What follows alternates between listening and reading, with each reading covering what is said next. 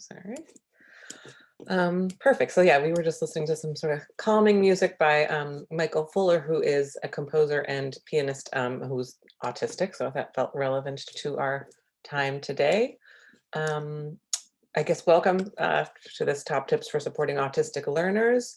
Elizabeth, I don't know if you want to add on that today we usually offer interpretation in Spanish, but today we are not able to provide that. I don't know if there's any other housekeeping we need to get out of the way. I think you're good. Maybe just if folks can see this, we don't have interpretation, but there is closed captioning on the bottom of Jules's PowerPoint screen. And yeah, I think that's about it. Okay, and I'm also putting in the handout into the chat right now. We might not get to everything, but that way at least you'll have it and you'll have like the citations for things because I'm going to quote a lot of people. So first off, welcome. I want to invite you to do whatever your body mind needs. We're here to learn to support your children or students or whatever better, but that starts with you, right? The importance of co-regulation and just that there's a lot going on. And so I want to, again, appreciate that you're here on a Wednesday night, but also if that means, you know, you need to move around or fidget or stretch or eat or have your camera on or off, those are all absolutely okay. We would like to start with a land acknowledgement for the Liberation Schools events because, yeah, I currently occupy unceded native land, and it's possible to think about liberation without recognizing the impact of settler colonialism. So I'm calling in today from Canarsie, Munsee, Lenape land, otherwise known as Queens, New York. And I think the acknowledgement is sort of one piece.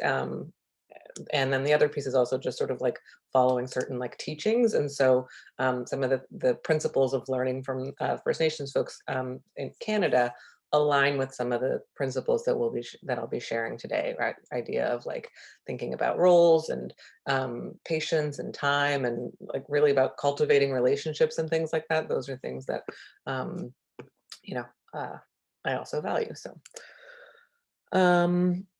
I also just want us to talk about, it might not be a super chatty time, but just in case I do want to have some norms, and I'll invite you to either like to use one of the reactions, or if you want to raise your hand or something, if you want to clarify something. Basically, it's important that if you are sharing, you're speaking from your own experience. I try to center BIPOC perspectives in the work that I'm doing. Yeah, but we're doing this work together, so we have like a shared responsibility. I'm hoping that we can listen with intentionality. So even if something's a little bit uncomfortable, and assume positive intent. And the thing that I recently heard someone call the idea of cookie dough ideas. They're not fully formed, meaning if you do have a question or a comment, there are no, you know, silly or irrelevant or unnecessary questions. And again, thinking about if you're just here to sit back and relax, that's okay, but to consider, you know, if you're feeling like you're the main voice around, or if you're not talking, considering that. Again, I hope I can create a space where you will feel comfortable talking as needed. And we'll also do a Q&A at the end. I like to be transparent about my goals. And that way, you know, you can decide if you're like, oh, those aren't my goals, I'm out of here. That's totally fine. So my goal is to center the perspective of autistic individuals. It's a little bit to reframe how we view school and disability, and then provide concrete strategies for you, which I hope are validating, because my hunch is you're already probably doing a lot of this stuff. And the rough breakdown is like, we'll do about 20 minutes of grounding. I'm going to talk about some wording things and just some of my own experiences and things. And then we're going to learn from autistic people with an activity, and then we'll do the tips before the Q&A. Yeah, like to list my identities before I list my experiences, because I think it informs how I communicate and how I appear in the world. So I think most of these words are clear. The word allistic, A-L-L-I-S-T-I-C, halfway down there means that I am not autistic. And again, because one of my goals is to center autistic folks, I just want to name that in that sense, like I am totally not an expert. And I do have like experiences working with autistic people. I worked for an autism inclusion program, and I've been working with that population for a while. But again, it is through that work that I have been able to collaborate with a lot of autistic people and learn from the autistic students that, yeah, that I've gotten to work with. So that's where I'm coming from. Um, and now I welcome, so some of you have already introduced yourselves in the chat, which is great. I do want to highlight this is a little bit more aimed at families than it is at educators, but I think it's still relevant for all. I just like wasn't never always sure who's with us. So if you've already introduced yourself, welcome. It's great. It seems like there are people from, actually mostly people from the UK, or yeah. Yeah, we got Wales, York, and London. And if anyone else wants to introduce themselves in the chat as well, that's great. If you have any goals or questions at this point, you can ask them. But again, you'll have opportunities to share that later too. Okay, then let's get started. I also like to start with sort of my assumptions and non-negotiables. Yeah, just so you know where I'm coming from. So again, maybe if you clicked on something that's called liberation schools, you already agree that education is political. Again, I'm going to continue to make the case for experts have lived experience. We have to consider everyone's intersectional identities. We all have a power and spheres of influence, so hopefully we can like influence that. And we all have worth and value unconditionally. So I guess the main thing I want to like think about that is, well, I'm going to do a quick activity, but that this work is for everyone, right? When I'm talking about, you know, autistic individuals, it's not just a certain type of autistic individual who this is aimed at. Like this is true for all people, and that's because people have inherent worth unconditionally. So with that, I want to do our first quick activity, which is to invite you in the chat to add what makes someone valuable. I'll also put it in the chat.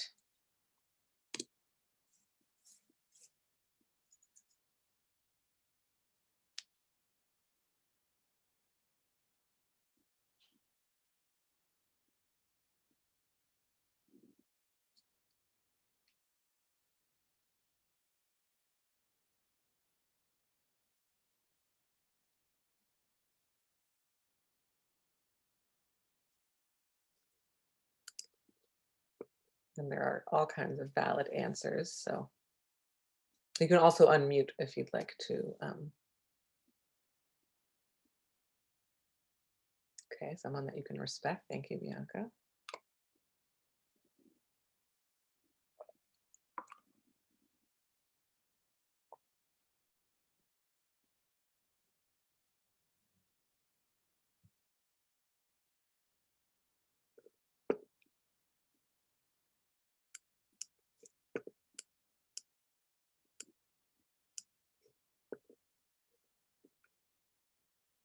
Simply being, yeah, you don't need to earn value. Thank you, Eva or Ava, I'm not sure.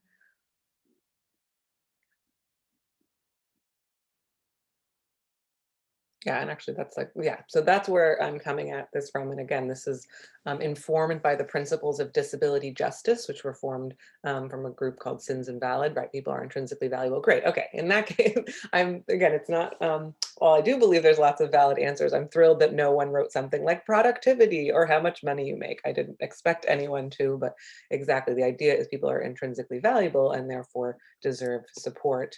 And so, yeah, this is, everyone I think I'm quoting, no, almost everyone I'm quoting today is autistic. So this is Dr. Devin Price, who's a, I guess, a social psychologist and also an autistic person. And they wrote, autistic people matter and should feel good about themselves no matter what they do or don't accomplish.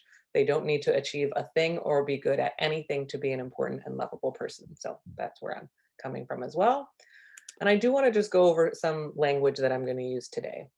One is I'm going to say disabled, and that is informed by the work of Kay Toyin Agbabi, who is disabled but not autistic. So again, not everyone is autistic. And they wrote, I say disabled instead of person with disabilities because I believe that calling myself disabled is as much about describing my physical pain as it is a critique of capitalism, ableism, and the systems that lead to the disabling aspect of my life, right? So they're recognizing that there are structures outside of themselves that are making their lives harder, and it's not about them being, broken or something like that. Yeah, I also don't believe in the idea of special needs. Everyone has needs, and we just pathologize some of them. Differently abled, again, seems scared to recognize that there is something about the world that disables people. Um, yeah, and again, I'm just going to share some resources. Um, Otherwise, there's also a bunch of resources. So obviously autistic people are not a monolith, but every autistic person I have ever met has said that they prefer identity first language, which means being called autistic instead of person with autism. Here's like a cute little drawing about it. It's like, because it's a part of their, experience and identity. And there's also a blog and recording from Lydia X.C. Brown, who's also autistic, who talks about this idea of like when you use person first language, you're like separating. You need to be reminded that they're people before like being told that they're autistic, which kind of implies that there's something bad or wrong about being autistic. So when people say I'm autistic, that is like a way of really like owning that. Sorry. But also obviously I will always use whatever the person uses to refer to themselves.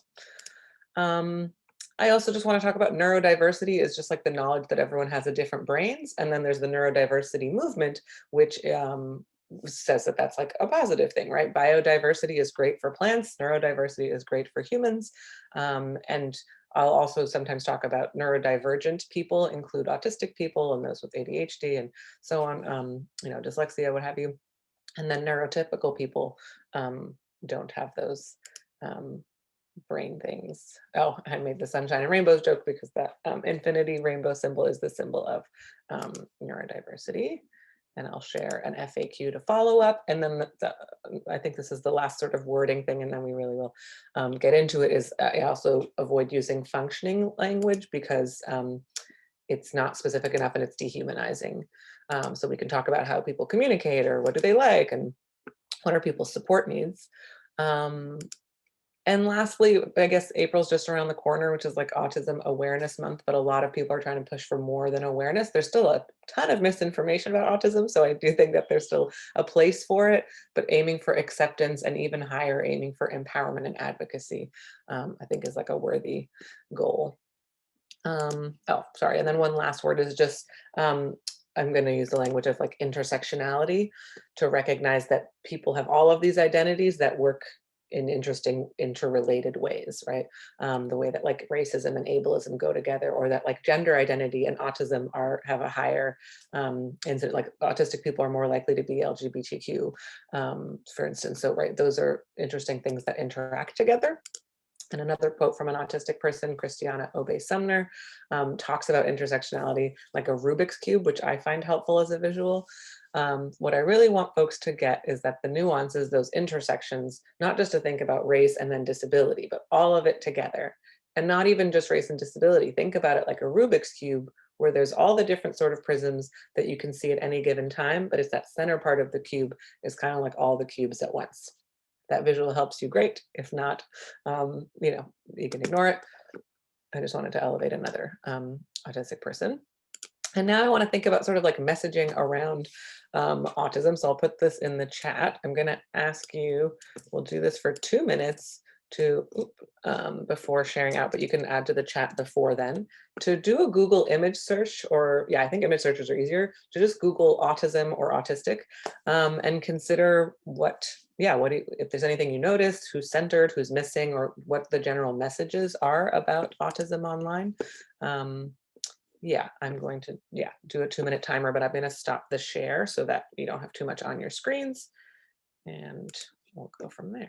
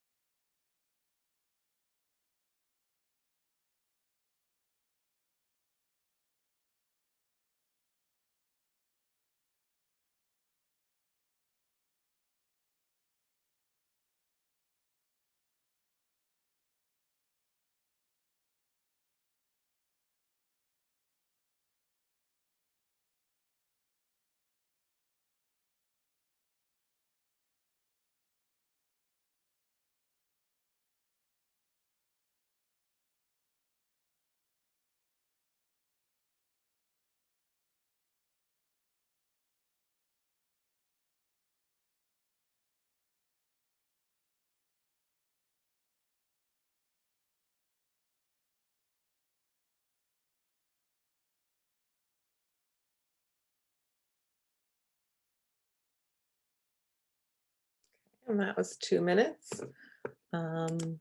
Yeah, I invite you to either unmute or add to the chat something that you noticed from this inquiry. Or I'll reshare so we can get the closed captioning back. Captions. Yes, okay. So anything that we noticed?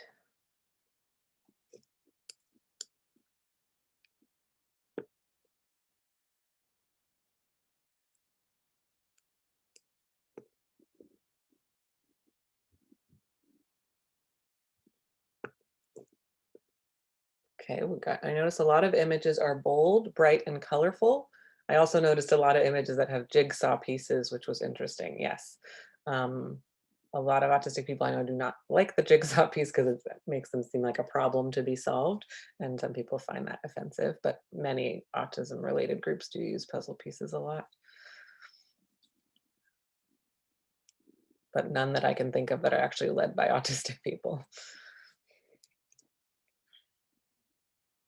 Signs of autism, right? Which again, it's like, that's, I guess, a little bit stigmatizing in terms of like, right, it's like you're looking for the signs of it. And again, maybe that's like for understanding, but there's almost something in it that's kind of warning-y, right? And lots of infographics, yeah.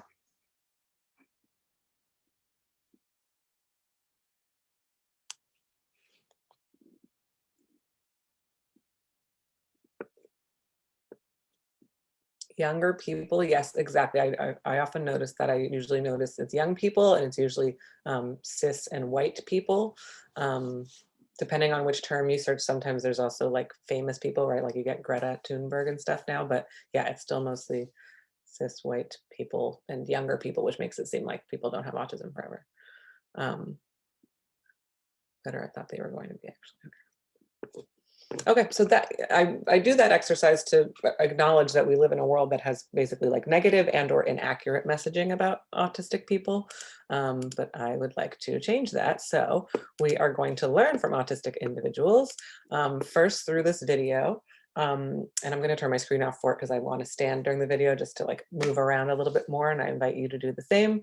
I edited it together. It's a little bit jumpy. The whole thing is like 12 minutes long, but we'll just watch 4 minutes of Ryan and his mom, and his sister's in there for like a second too. She's got the longer hair. And I'm going to take away the captions because the video already has it.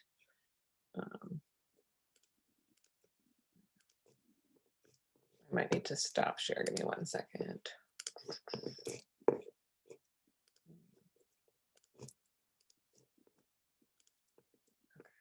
Meet you for the first time, what do you hope they think?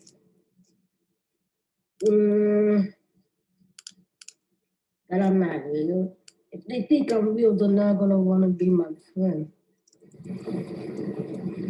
I love to have friends. What were the earliest signals that there might be something unique about Ryan?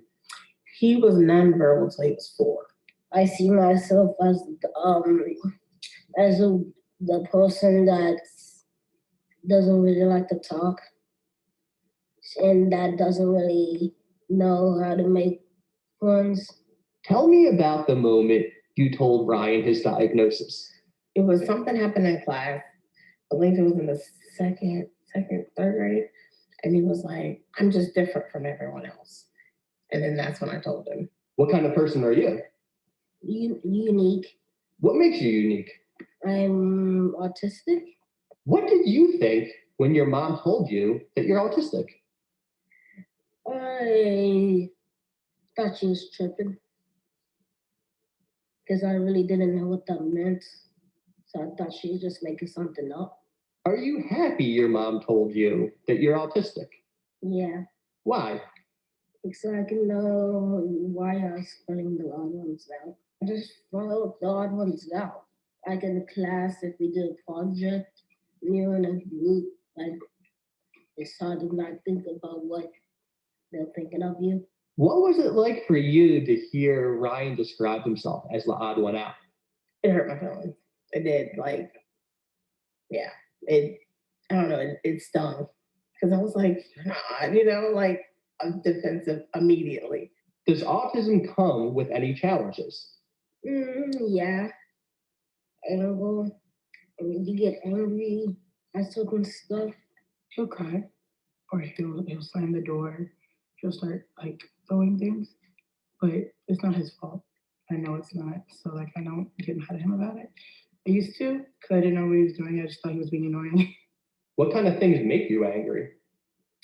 Not understanding it and having to get off something if even though I'm in the middle of it, and especially when I take this medicine that makes me focus, and then when I have to get off the game, I think about it all night, so that makes me barely get sleep. How do other parents react when you tell them that Ryan is diagnosed with autism? The same. He doesn't look autistic. I hear that one more time. And I'm trying to figure out if the word is supposed to be like on his forehead. Do you think school's useless a lot? Yeah, Why? because 90% of the things we learned are really not really used. So you're 10 years old now. When did you start thinking like that? 9. Yeah, 9. Why do you sometimes feel shy?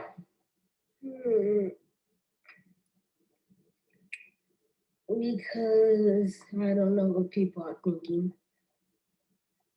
So it makes me shy. Do a lot of people understand the obstacles you face? No. Nah, not most people. What? Is there anything else at all you want to say? This is your last question. That I can do my chores and masturbate. Can I get on the next one? Yeah. That's all he wants. You're good, buddy. You can do Okay, so I welcome again you to either unmute or add to the chat if anything from that resonated with you. I like it because again, they don't shy away from things like recognizing challenges, right? This idea of anger. We know that emotion regulation is different in autistic individuals, and sometimes that includes like having really big reactions to things, which again can be beautiful or can be hard. And in those cases, right, we want to co-regulate and we want to be supporting instead of, getting upset or punishing or something. What else did he talk about? Oh, right. Again, this is more for families than educators because the idea of disclosure we'll talk about a bit at the end of, right, it was valuable for Ryan to find out that he was autistic. And yeah, I have some slides later about why that is important for people to know. He talked about sleep issues, which a lot of, yeah, I know, I love the drip. I thought she was making something up and I was like, all right. And again, it also showed that it helped his family understand, right? His sister was like, I used to think he was annoying and now I get that, he's not. But yeah, also sleep issues are common in autistic individuals, even if they're not on medication. So that too, I wanted to highlight. And just that, he doesn't want people to think that he's like the odd one out, right? He kept saying, so yeah, and sometimes, right, things like friendships can be hard for autistic individuals, but actually it's often easier between autistic people than between autistic and non-autistic people, but that, yeah, many people do want and certainly deserve friendships and stuff. In continuing with this idea of learning from autistic people, I'm going to share with you something called a Jamboard, and this is what it looks like. There are 10 different pages on this tool, and you can click up between the pages by clicking the arrows at the top, so you can go back and forth. And on each one, again, you don't have to read them all. We'll only have like 10 minutes, so you won't be able to. But if you read one and you like it, I invite you to add a sticky note, which is here under the arrow. And you can say like, wow, I've never thought of it that way before. Or, you can say something more specific. This is about eye contact. And it's like, okay, you can say, yes, I don't force eye contact for this reason or whatever. And then it'll get saved and you might want to move it around just so it's not there.